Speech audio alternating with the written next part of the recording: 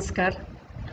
I am very happy to be part of International Yoga Conference USA, which we are celebrating for the whole month of June with a very pertinent, very relevant theme, welfare through wellness.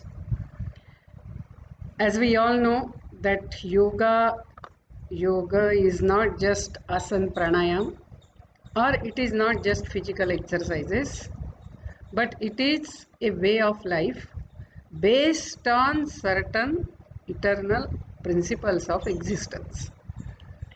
So, what are those principles? First is this whole universe is interconnected, interrelated, interdependent. Today, whether ecologically, whether through science, man has realized that this whole existence is interconnected, interrelated, and interdependent.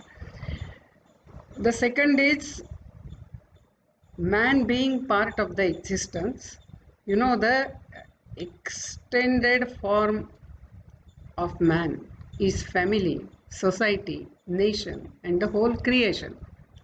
So, man is not an individual in himself, but he is part of all these collectives.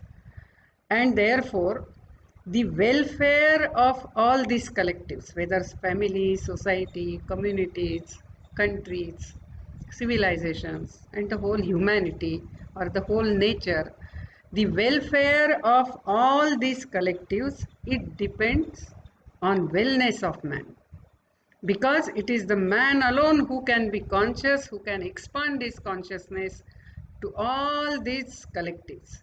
And therefore, the wellness of man is very important for the welfare of everything in this universe.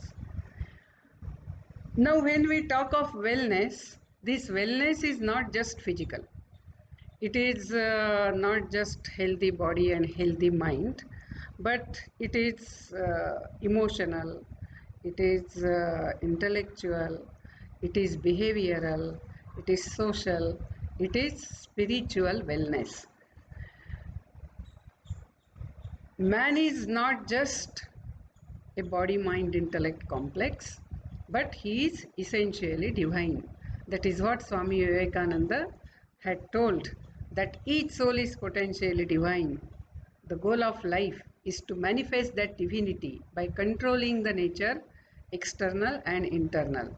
Do this by work or worship, by psychic control or knowledge, by one or more or all, and be free.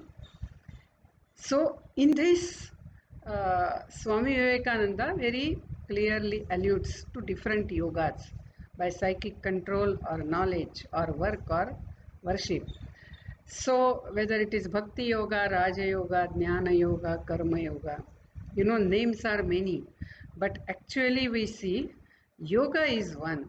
Only we give different stress to something. So, man has to choose a path to elevate himself, not just live at the physical or the material level, but to elevate himself to the his divine nature.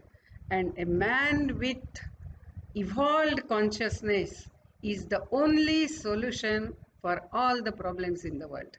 Wherever any problem is, if we go to the root of it, uh, if a man is problem for himself or for others, if we go to the root of it, it is the man with a better evolved consciousness would have done it differently. And therefore, yoga is a way in which man is raised at the higher level of consciousness.